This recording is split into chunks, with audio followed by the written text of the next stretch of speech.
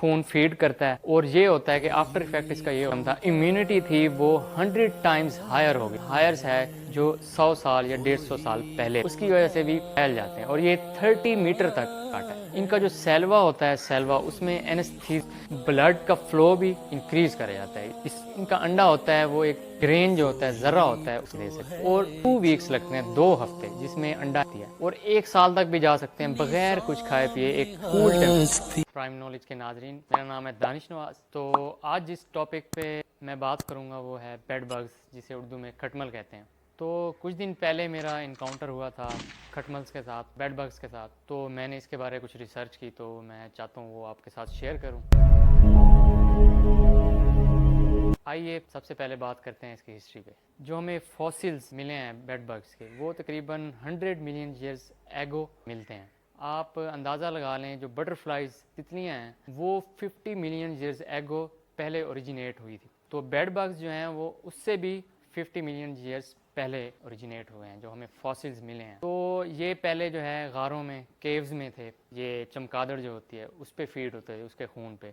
तो इंसानों ने फिर रुख किया गारों का, केव्स का। तो क्या हुआ कि बेड बग्स जो हैं फीड होने लगे ह्यूमंस पे, और इस तरह ये इंसानों में फैलता गया। इंसानों ने इसको कैरी किया, कपड़ों पे लग जाते हैं जिस तरह डिफरेंट टाइप्स, तो इस तरह ये पूरी दुनिया में फैलने लगे। और इसका ये नहीं है कि ये किसी थर्ड वर्ल्ड कंट्रीज़ जहाँ इतना सफाई का ख्याल नहीं रखा जाता सिर्फ वहीं पे हैं, नहीं, ये डेवलप्ड कंट्रीज़ में भी हैं, अमेरिका, यूरोप, हर जगह है। और दूसरी बात यह है कि इनके काटने से कोई डर्टीनेस इफेक्ट नहीं आता, जिस तरह दूसरे इंसेक्ट्स हैं उनके काटने से इन्फेक्शन हो जाता है, या डिफरेंट, जिस तरह मलेरिया है, मलेरिया जो मच्छर है उसके काटने से मलेरिया हो जाता है। इसका ये है कि ये सिर्फ अपना खून फीड करता है। और ये होता है कि आफ्टर इफेक्ट इसका ये होता है कि लाल रंग का जख्म हो जाएगा, बर्निंग इफेक्ट होगा, इचीनेस होगी, खारिश होगी, ये होता है। और ये भी 30 to 60% जो लोग हैं उनको फील भी नहीं होता कि बेड बग्स ने काटा है। हर किसी का रिएक्शन जो है वो डिफरेंट होता है।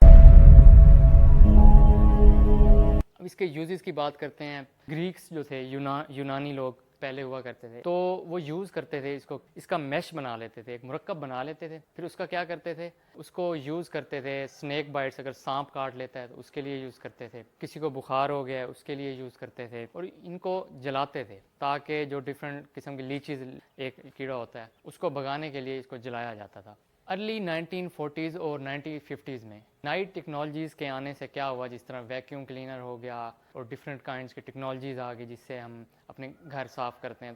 तो 1940 और 1950 में ये हुआ कि इनकी तादाद जो है, रेशो जो है वो कम होने लग गई। फिर इस आहिस्ता आहिस्ता जिस तरह टेक्नोलॉजी में इजाफा हुआ, नए केमिकल्स बने, नए केमिकल्स के आने से क्या हुआ, इनकी तादाद कम होने लगी। लेकिन with the passage of time, time के गुजरने के बाद हुआ ये कि इनकी जो इम्यून सिस्टम था, इम्यूनिटी थी, वो 100 टाइम्स हायर हो गई। जो आज के बेड बग्स हैं उनकी इम्यूनिटी जो है 100 टाइम हायर्स है जो 100 साल या 150 साल पहले थे।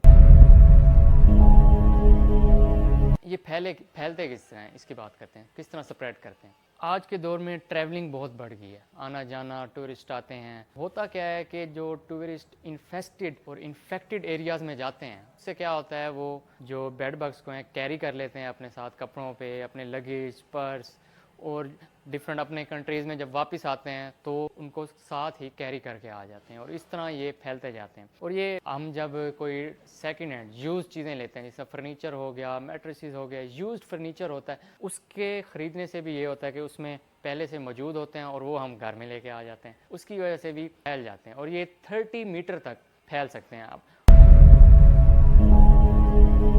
और ये बहुत स्मार्ट होते हैं, इन्हें पता है दिन को तो ये इंसान जो है जाग रहे हैं, इन्हें पता चल जाएगा। तो ये बेसिकली रात को आते हैं, ज़्यादातर जो है रात के टाइम काटते हैं, इंसानों को शिकार करते हैं। और 3 से 10 मिनट तक इनका फीडिंग प्रोसेस होता है, अपनी फीडिंग करते हैं। और दूसरी चीज़ ये है कि इंसानों को पता क्यों नहीं चलता कि बेड बग्स ने हमें काटा है। इनका जो सेल्वा होता है, सेल्वा, उसमें एनेस्थीसिया होता है। तो जब ये काटते हैं तो अपना सेल्वा जो है ये इंजेक्ट करते हैं, जिसकी वजह से क्या होता है कि वो जगह सुन्न हो जाती है, इंसान को नहीं पता चलता कि क्या काटा है। और इस ब्लड का फ्लो भी इंक्रीज़ करा जाता है इस प्रोसेस में। और ये क्या करते हैं, फीड करते हैं अपने, और अपनी जो शेड्यूल्ड जगह होती हैं वहाँ चले जाते हैं। हफ्ते के लिए इनको जो एक इनका फीड होता है वो इनको काफ़ी होता है हफ्ते के लिए पूरे। प्रोडक्शन की बात करते हैं, प्रोडक्शन किस तरह होती है। बेसिकली इसकी अंडे से ही प्रोडक्शन होती है। जो एक इनका अंडा होता है वो एक ग्रेन जो होता है, ज़र्रा होता है, उसके साइज़ का होता है और वाइट मिल्की कलर में होता है।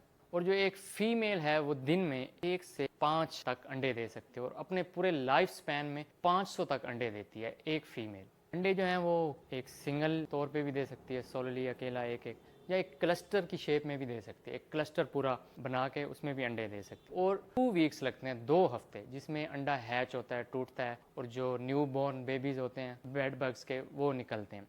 स्टार्ट में ये इमेच्योर होते हैं और इनको 5 मोल्ड्स रिक्वायर्ड होते हैं अपनी मैच्योरिटी में आने के लिए। मोल्ड्स क्या होता है, जिस तरह सांप है वो अपनी स्किन जो है शेड करता है, स्किन चेंज करता है। आपने देखा होगा अक्सर स्नेक्स की शेल्स पड़े होते हैं, स्किन पड़ी होती है। इसी तरह बेड बग्स भी अपनी स्किन को शेड करता है, जिसे हम मोल्ड्स कहते हैं। तो ये इसके लिए इसे मील की ज़रूरत होती है, वो होता है ह्यूमन ब्लड। ह्यूमन ब्लड चाहिए होता है और इस तरह इनकी ग्रोथ होती है और वो सेक्सुअली भी मैच्योर हो जाते हैं, अडल्ट एज में आ जाते हैं। इनको अडल्ट एज में आने में तकरीबन 5 वीक्स तक लग जाते हैं और इनको मील, ब्लड मील भी ज़रूरत होती है।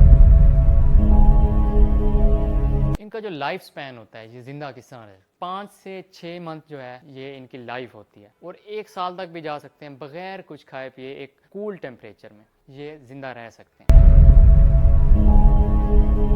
तो अब आते हैं हम उसके ट्रीटमेंट्स क्या हो सकती हैं। 2-3 किस्म की ट्रीटमेंट्स हैं। Number 1, heat treatment. Heat treatment में ये होता है कि जो रूम टेम्परेचर होता है उसको 45 डिग्री से बढ़ा दिया जाता है। इससे क्या होता है, अपनी जो छुपी हुई जगहों पे होते हैं बाहर निकल आते हैं और आसानी से मर जाते हैं। दूसरा तरीका इतना फ़ायदेमंद नहीं है, फुली 100% फ़ायदेमंद नहीं है, लेकिन काफ़ी हद तक ये फ़ायदा देता है, जिसे हम डीप स्प्रे कहते हैं। इसमें क्या डिफरेंट केमिकल्स यूज़ होते हैं और जो इन्फेक्टेड एरियाज़ होते हैं, जिस तरह फर्नीचर हो गया, मैट्रिसेस हो गए, उसमें हम डीप स्प्रे करते हैं। उससे ये होता है कि काफ़ी हद तक कम हो जाते हैं, बिल्कुल मरते नहीं हैं लेकिन कम हो जाते हैं। और ये जो काटते हैं ये हमें जो हमारे एक्सपोज्ड एरियाज़ होते हैं, रात को हम सोए होते हैं, हमारी टांगें हो गई, हाथ हो गए, नेक हो गई, जो एक्सपोज्ड एरियाज़ होते हैं जिसे हम कवर नहीं करते, उन पे ये बेसिकली काटते हैं। तो आज की वीडियो आपको कैसी लगी ज़रूर अपनी राय दीजिएगा, कमेंट्स कीजिए, हमारी वीडियो शेयर कीजिए अगर आपको अच्छी लगी और सब्सक्राइब भी ज़रूर कीजिए। अस्सलाम वालेकुम।